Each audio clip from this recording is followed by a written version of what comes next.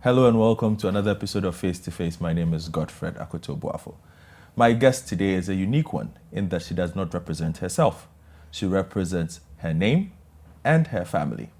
40 years ago, on June 4th, 1979, her father was the army commander, slain at the Nima police station.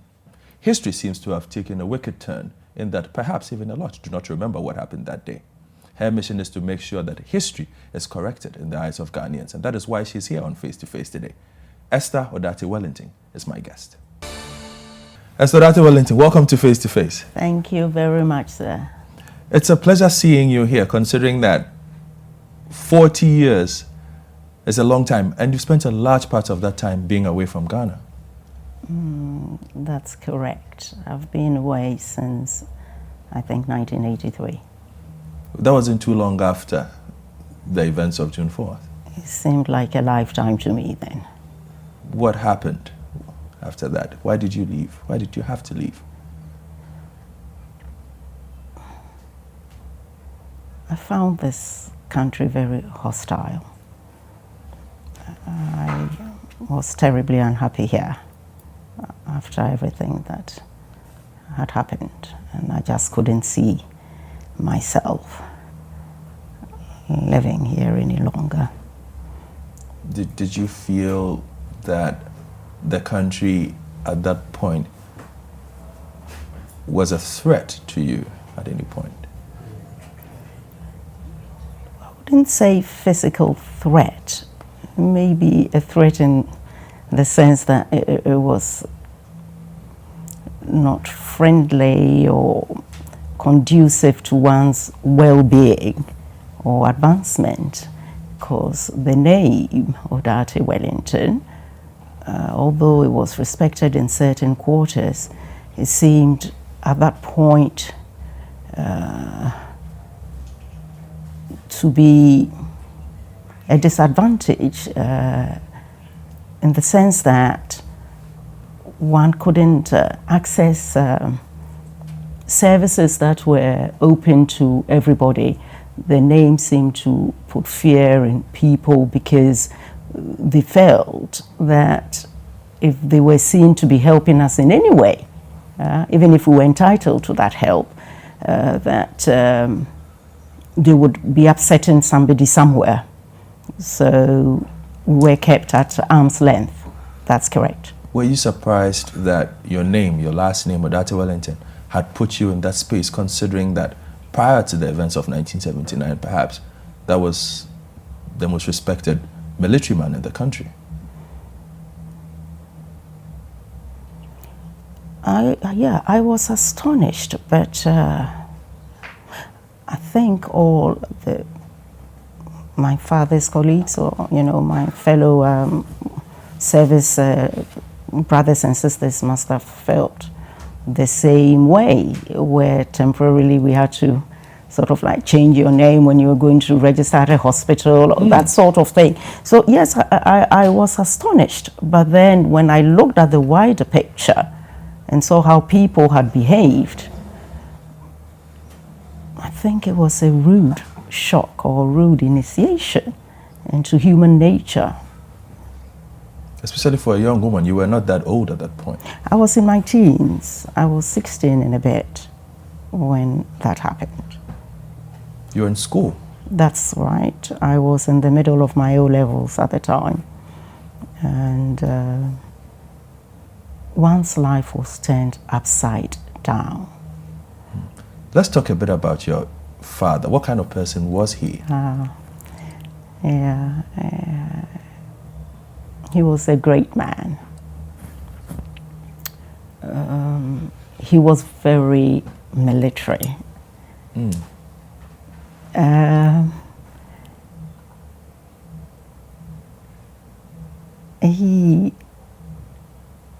At home, he was a loving father. I think his attitude to life, he had a thoroughly soldierly outlook to life. And when we accessed his records from Sandhurst, a Royal Military Academy, and also the Staff College in Camberley. They both mentioned how sociable he was, of high morale, and a thoroughly soldierly outlook on life. He was a responsible father. He had started life. He didn't have a very easy or happy childhood because his mother passed away when he was about 3 years of age. So in his earlier years, he was brought up by his grandmother. And then in Cape Coast, which is where, yes, my grandmother was Comfort Bain. And my grandfather was a civil servant. He was with the post office. And he was Archibald Mensa Wellington of Osu.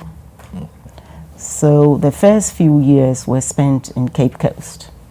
And then he was subsequently sent off to live with his stepmother and his father. And they were very difficult years for him without his mother. In spite of that, he was determined to do very well for himself. So he applied himself to everything that he did. He subsequently followed his father into the postal service as a post and telecommunications officer. I think telecom then was known as PNT. And then, incidentally, he was posted to Burma Camp Post Office. And by some quirk of fate, the house in which we lived, when he was, well, a brigade commander and subsequently army commander, and just prior to his demise, was within walking distance from that post office. So it was while there that he answered his calling, if you wish, to enter the military. And he then was chosen to go to Sandhurst. And it's not easy to enter Sandhurst, and it's not easy to remain there. The course is very rigorous academically and physically. And we accessed his records, very recently. And he, as I did very well there, he pulled himself by his bootstraps, and he passed out successfully. And then he was commissioned into the Ghana Armed Forces. Then he was deployed to the Congo, yes. And that is how his military career started. I say my father was born to be a soldier. He was very well respected by all ranks. And up till today, I meet people or officers and other ranks alike who are very complimentary and say without hesitation that he is perhaps one of the greatest generals, or if not the greatest general, in contemporary times. He didn't suffer fools gladly. If you were not on top of your game, you'd be very unhappy around him.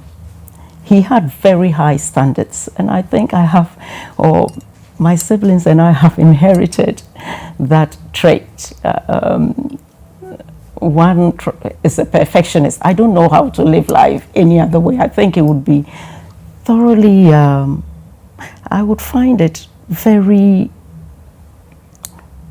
difficult. I would find it, I'll be completely, I can't understand how people are not sort of ordered and orderly in their lives. I think it's more difficult to live that way. And you picked that from him? I think so. And I didn't know any other way to live. That is what I knew. It is only since I've been working and subsequent events in my life have made me realize that I'm a perfectionist, but I don't know how to live any other way. I think it will be too disturbing for me just to leave things as they are. You know, for me, it's easier to be punctual. For example, when my father had engagements, say, I remember the driver, if the engagement was on a Wednesday morning, I remember the driver going, say if it was at 10 o'clock, he would do a recce from the house to wherever the venue was on a Wednesday at a particular time to ascertain exactly how long it would take, and then, you know, traffic conditions and so on. So in my family, punctuality was and still is a very big thing. I was having kittens coming here because I had allowed myself plenty of time. And even then I was getting agitated. For me, arriving late for a meeting doesn't show seriousness, and it doesn't show respect to whoever you're going to see. So it's a very big thing. So I can't understand how people just sort of go with the flow. For me, it would be too difficult to live my life like that. So that my father was very big. And when he said 1,800 hours, it wasn't one after that or one before that. It was exactly then. And I think it made life very easy and simple and enjoyable. Okay. So he was very big on timing. I think that's a military thing as well. And whatever he did wholeheartedly. He was very proud to be a soldier. He was proud to be a member of the Ghana Armed Forces. And he did his utmost to live that and reflect that. Did you live in the barracks? Oh, yes. I mean, I am a barracks girl through and through. I was born in Michel Camp, Tema. That's where I was born. Good. I bring this up because I wanted to ask you, you were 16 at the time. Yes. Did you have a sense of what the country's political temperature was at the time? Did you get a feel that there was discontent running through both the army and the general populace? When you say discontent running through the army, I think that's something that has been cooked up. Because the military, as it was then, I think it was, I've heard things like, yes, the senior officers were oppressing the junior officers, other ranks. It wasn't possible to do that. The way the military was set up just didn't make that possible. For a senior officer to oppress or bully a junior officer, another rank, I think that is a fallacy. And I don't recall soldiers not being paid. If my memory serves me right, the other ranks were paid every fortnight. And I think the officers monthly. Okay, so I don't know where that came from, but if you're talking about that and perhaps referring or leading to one of the reasons given at some point about the mutiny, I will say to you that that is false. As to the general public, I recall that there was agitation for the country to be returned to civilian rule. I recall that. And the SMC too was doing just that. And when they were murdered, they were in the throes of returning the country to civilian rule. A clear timetable had been set, and I feel sure that if the political parties were ready in the month of May, they would have handed over then. But I think the political parties needed time to get their act together. But the military was returning to barracks. And in fact, they had gone as far as printing forms for declaration of assets. And these forms were to be given to all soldiers who had been seconded to military, to civilian institutions or whatever. And the military, the SMC, didn't want to self-police. So they gave those forms, but the forms were supposed to be checked by the incoming administration. And if any soldier was found to have acquired wealth or unexplained wealth, then they were not going to be let into back into the military. Okay, so if there was civic agitation, yes, I felt that there was that, but that was because people were very, they wanted to return to a civilian rule, and that was in the offing. Yes, so that, yeah. But did your father then discuss politics at home? Did he discuss what he was doing with you? Because you were 16-year-old, you had brothers as well. Yeah. I'm sure he had conversations at home. What was he saying at home at that time? I know that the whole family is interested in current affairs. But 40 years down the line, if you ask me what he told me specifically, not specifically, in general. I can't recall. I can't recall, but I know that we discussed current affairs. But I can't recall him discussing. Was he worried? Look, I mean, bear in mind that I was in boarding school, okay? So most part of the year, we were in school.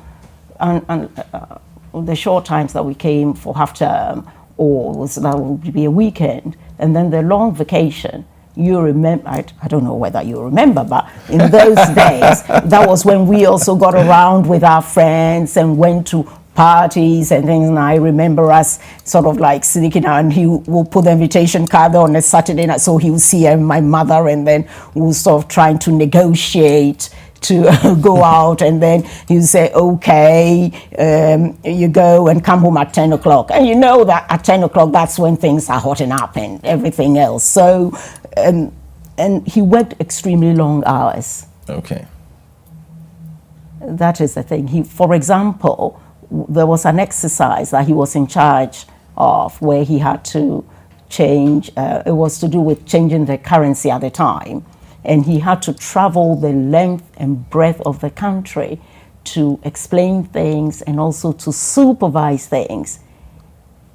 I knew it was happening, but I don't even recall seeing him then because he worked extremely long hours. And when he came home, he was really very tired, and he would have his supper, which was very late. And then, much to my mother's annoyance, recline in his favorite Citi and then start snoring. And she would say, I've told you not to sleep here, go into the bedroom, you know. And yeah, so in the earlier years, perhaps when his responsibilities were not so great, he would help us with the homework. And he was so determined that we did well at school that we were always sort of like, if there was a set book, we would be a few chapters ahead. So that by the time we got to that bit in school, we would know, you know. So I remember then, that was when we had 2BN, and yeah, we had 2BN in Takoradi. Okay. Yeah, he was a commanding officer there, for a time. So he was involved in our homework and our home studies. He used to do those things with us. And my mother used to read poems to us. But as his responsibilities grew, I think it became a bit more difficult. And also the fact that we were in boarding school, so particular discussions on what was happening in the country. I can't recall readily. Yeah. All right, then. I'm talking to Esther Odartey Wellington, the daughter of former Army Commander, the late Major General Alexander Neville Odartey Wellington. When Face to Face returns, we will have a conversation about the events of that night, June 4th, and thereafter.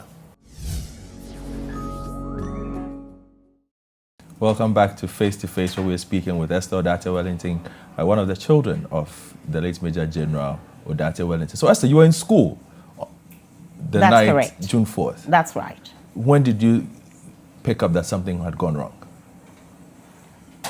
Well, that morning, I remember we had this old radio set, and I think a television set, but at that point it was a radio. And somehow, I don't know how, but it was on. And in the common room, and I heard my father's voice on it, saying, the uprising has been quelled. I think those were his actual words, and a few other things besides, So That's when he went to Ghana Broadcasting. that's correct. That's correct. Initially, I think Major Reader had been there and made an announcement, and then my father went there and made this announcement. So, of course, I was reassured. And when you live with somebody and you know him, and he's always taking control of situations, you hear his voice and he says that, and you think, fine, everything is in order, bearing in mind that the previous month, an attempt had been made by Mr. Rawlins and had been foiled. And everything was moving towards the return to civilian rule. So once he came and he made that announcement, I thought, yeah, fine. Then afterwards there was silence, but I didn't think much of it, you see, because I thought everything was fine. So it was a case of waiting till I saw somebody from home. What I didn't realize until well after the fact was that my friends in the boarding house had disabled the radio and the television, you see, because then somehow they'd heard what had happened, that my father had been killed. And they didn't want me to hear it that way. And they didn't tell me either. It's only sort of very recently have I found out exactly the pains and lengths they went to keep this information from me. And we were all young, we were children. I mean, or younger, we were children. So they had this enormous responsibility. So I went on writing my exams until one afternoon, I saw a vehicle drive down in front of the house. So you didn't even hear it on that day? No, I didn't. So I saw the vehicle, and I recognized the vehicle. And I was with a friend, and I said, well, I think I know who this is. And she's saying, no, I mean, she don't. And I'm saying, no. So I go out of the boarding house and start waving. I'm here. Car reverses, comes out. So close colleague of my father's, gets out of the car. And I was happy to see him because I thought, oh, great, if he's come, and I didn't see anything on him, then it's fine. It means everything is fine. He's been sent to come and tell me, oh, everything is fine. It wasn't fine. So I said, oh, where is Daddy? Oh, how is Daddy? That's all. I can't remember my actual words. And in his confusion, I think he's dead or something like that. So, all hell broke loose. And you know how you suppress certain things? I can't even recall exactly, but then I think I started wailing. And then the friends, came out. So that is how I learned. Out. Yes, exactly. Yeah. And you were sent home after that? No. There was no home to go to.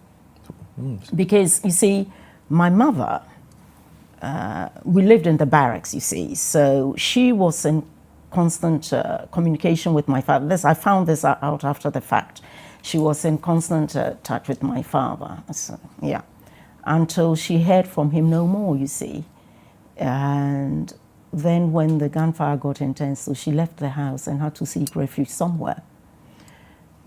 So I don't think at the time the gentleman even knew where my mother was. I had seen my mother. My mother had been to see me. I can't remember whether it was the day after, but I remember her coming and like we hugging each other. I remember that in front of the boarding house. I remember that. And then I think I said to her, what happened? And she said, oh yes, there were troops from here. I can't recall. At that point, she didn't know that my father had died, you see. Because she was in touch and then it went off, but yeah. So this is a few days after that the gentleman came, you see. So I found out then, and then I had to wait because in those days we didn't have mobile phones. My mom wasn't at home, so there was no point trying to call the home number. So I had to wait. And I'm not sure what happened, whether my mom's sister came and then took me where my mother was. Yeah. And by this time, the political situation had changed. Yes. So now I knew that my father was dead. I knew that his colleagues had been rounded up or whatever. And then in a short space of time, my dear sister Elizabeth Wutuka, who were in the same house, she went home, to that sort of nastiness as well, where her father had been murdered, so executed. So everything changed. Everything was topsy-turvy. But I had to buckle down and finish my exams. I had to. And I did that, and I did marvelously well as well. So that's my father's spirit in me again. And you just forge ahead in spite of the circumstances. Yeah. So at that point, it was after your father had been killed that day whilst trying to stop what was going on. Yes. Your mother had left the barracks. Yes. So basically your life in the barracks had come to an end. It had come to an abrupt end. And that was very hard to come to terms with. I was at Burma camp a few weeks ago, and I was happy to be there. I was transported back to my childhood, where everything was orderly and clean and disciplined. The streets were clean, the gutters were clean, there were no crazy drivers, jumping red lights. And I thought, oh, bliss. This is what I remember.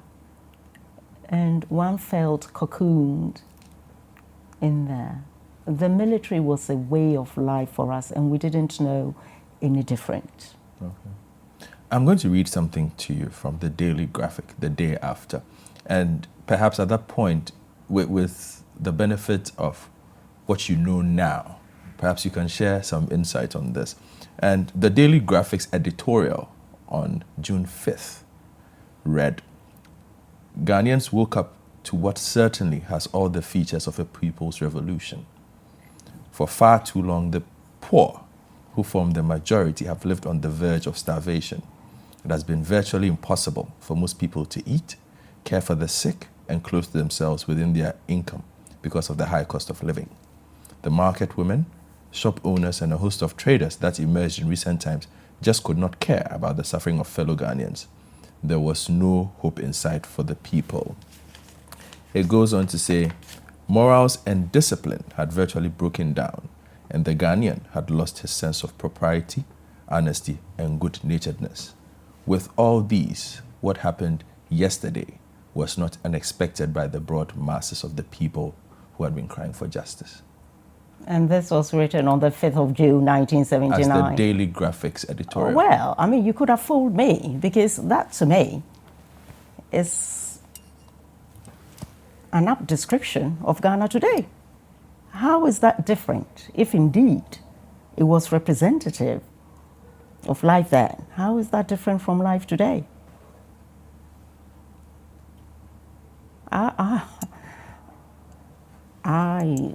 can't, I don't know. I'm reading from Kojo Yanka's The Trial of J.J. Rawlings.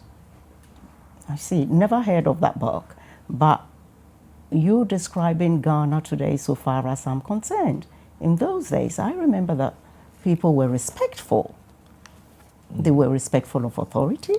They were respectful of age. I don't think people used to jump the lights. I mean, the indiscipline we see on the roads. So that, I don't think anything has changed. If that is indeed representative of life then I'll say that the mutiny has been a big failure. Nothing has changed. Let me ask you this. Do you hold grudges against the mutineers of that day? What do you mean? Chairman Rawlings, the people who supported him?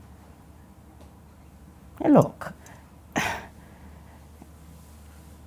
you've just read something to me which purports to describe life in those days. I don't think I agree with it. But let's, for the sake of argument, say that that is wholly accurate. If my father and his colleagues had to be sacrificed to make life better, to move the country and bring it on a par with other well-run countries, developed countries, so on, then you would say, well, that was a price that they had to pay for everybody else to have a better life. But unfortunately, that has not been the case. So that unwanted or the unbridled spilling of blood did not result in anything positive. Mm-hmm. And that is why I keep on saying that the report of the National Reconciliation Commission has to be simplified and disseminated widely in schools so that people can understand, read and understand exactly what happened, what steps were taken, and juxtapose it by life today and see what the gains and the losses are. As it is, it's all in a flux. Everyone, you have about half a different reasons why the mutiny took place. Each person who claims to have started it has a different reason. And even Mr. Rawlings' reason for the uprising has changed over the years. This nonsense of probity and accountability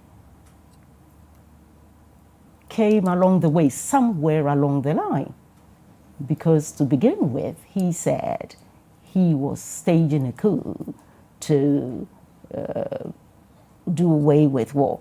There's too many foreigners had taken over Ghana's businesses and so on and so forth. So I don't agree with what is there. And as for holding grudges, I'm just saying that it was a nonsense. And so it doesn't, of course, I'm not happy about it because my father died for nothing. His colleagues were frog-marched and murdered for nothing. I don't think we have achieved as a country anything from their death. They were never tried. And you see, I have people talking about, yes, and the generals did this, and they did that, and they ran the country to the ground, and what have you, when they're technocrats in the ministries. And having said that, I haven't heard anyone talk about the achievements of the generals. The NRC and the SMC 1 and 2 accomplished certain things in 7 years. I don't hear people talking about Dowenya irrigation project. I don't hear people talking about Tono irrigation project. I don't hear people talking about Via irrigation project. I don't hear people talking about electrification, not in Accra, but outside Accra, Wenchi, Berku, Bekwai. They don't talk about that. I don't hear them talking about the highway, Kandishi Highway, linking it to Takoradi for the Trans-West African, highway. They don't talk about roads. They don't talk about the fact that the second medical school at UST was started then. They don't talk about many things. All we hear is negativity. They don't talk about Operation Feed Yourself, or sometimes they mention that, but what about all the other things? That they were in the throes, working with Dr. Boafo on the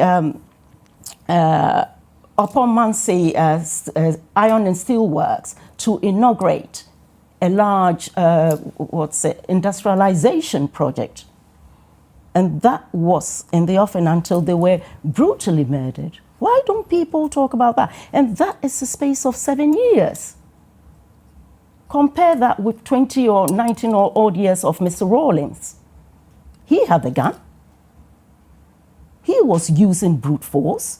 If he had used that brute force for the betterment of the nation, I think the narrative would be different, because what you've just read to me is no different from now. All right then.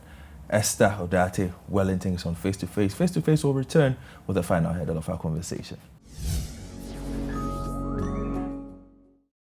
Welcome back to Face as we enter the final phase of our conversation with Esther Odartey Wellington. Now, Esther, you still have pent-up emotions about this. I get a sense of that. Would a trial at that point perhaps have assuaged some of the grief for you to know that at least they were given an opportunity to defend themselves rather than the summary executions that took place? Having pent-up emotions, I think anybody would be very unhappy if their father or their parent was accused of something and never given the opportunity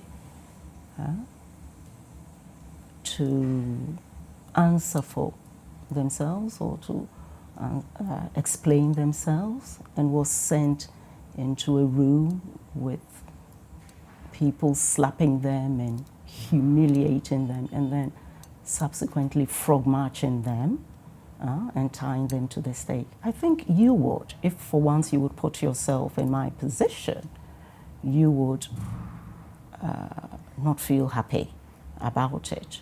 Of course, I have moved on. I'm happy with my life, but that does not stop me from seeking redress or from trying to set the records, straight. And I talk not only for myself. When our fathers were murdered, I think a section of the population let the blood flow, because they thought that it was just the generals being sacrificed, so to speak.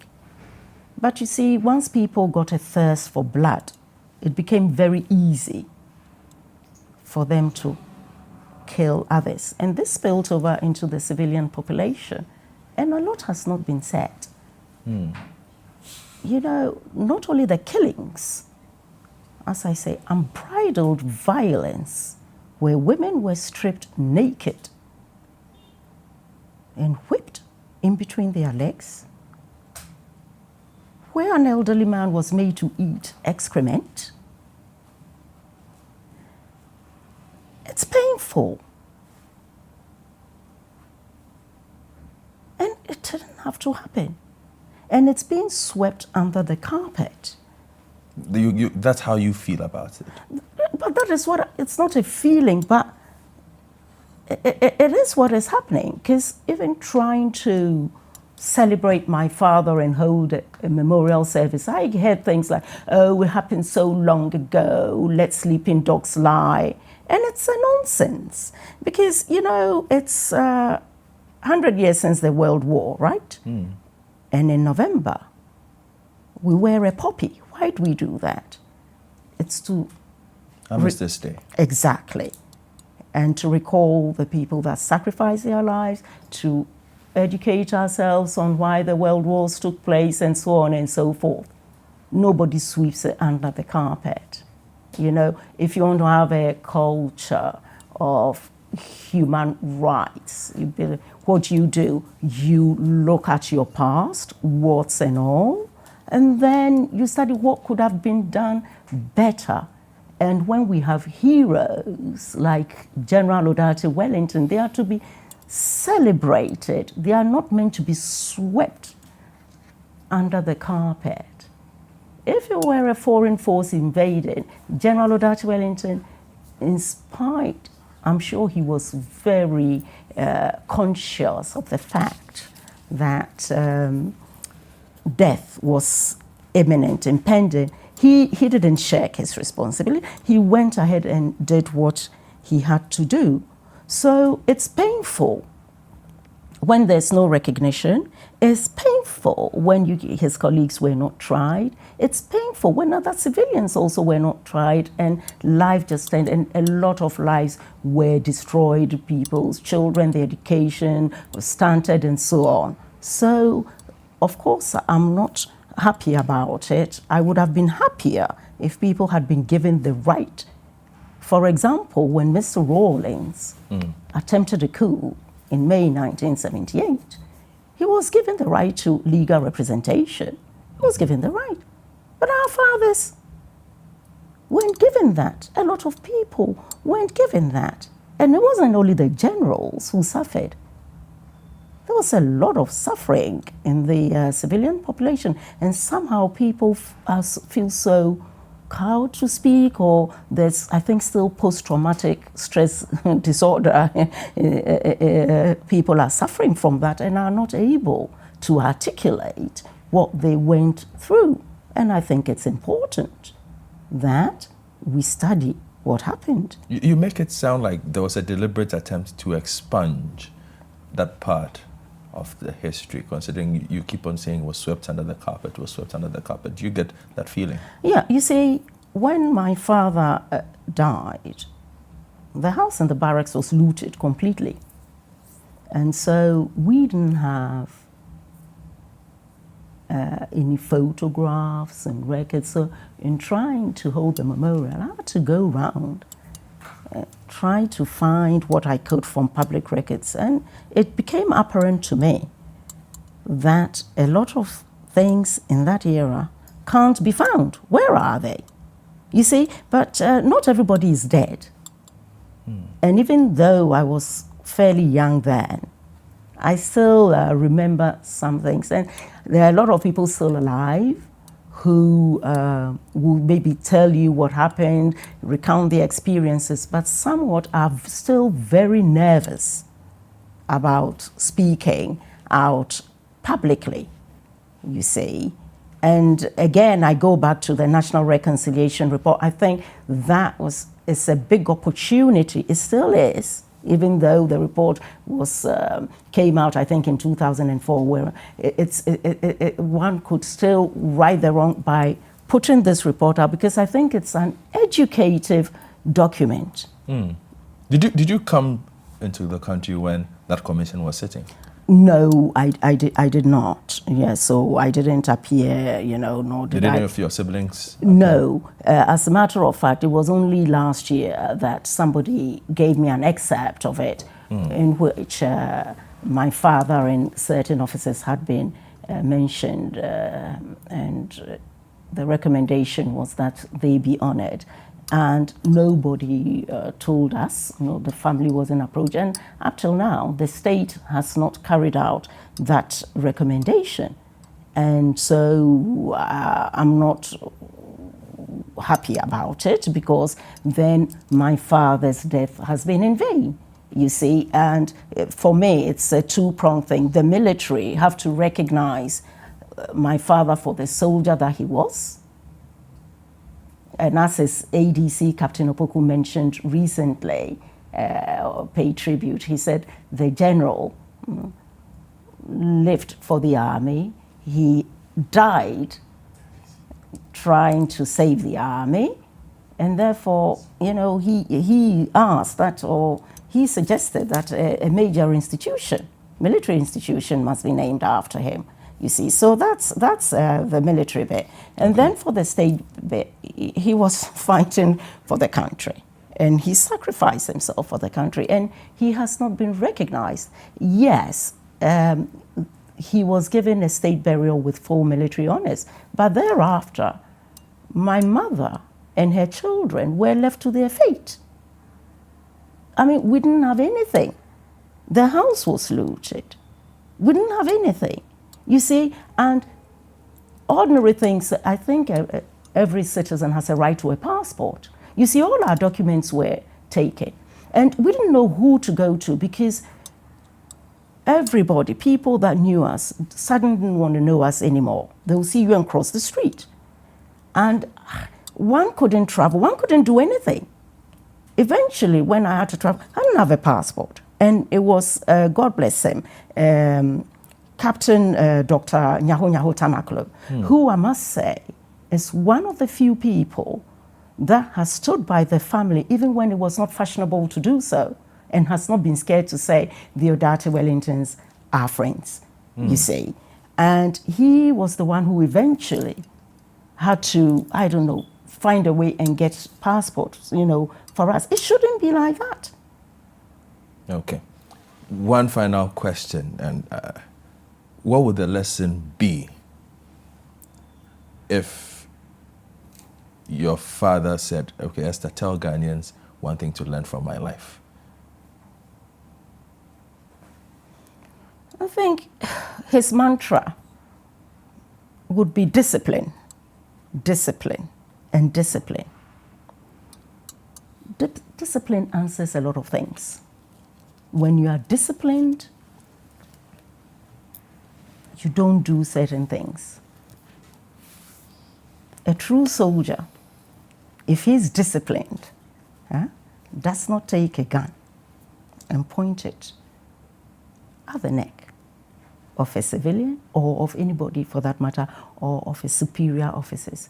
Discipline, discipline, discipline is a panacea for all things. Thank you very much, Esther Odartey Wellington. I know it's not been easy for you to sit here and talk about this painful part of your life, but you've done us the honor of being here with us. So we've done 40 years in an hour on Face to Face today. I hope you enjoyed the conversation. My name is Godfred Akoto Boafo. Have a good day.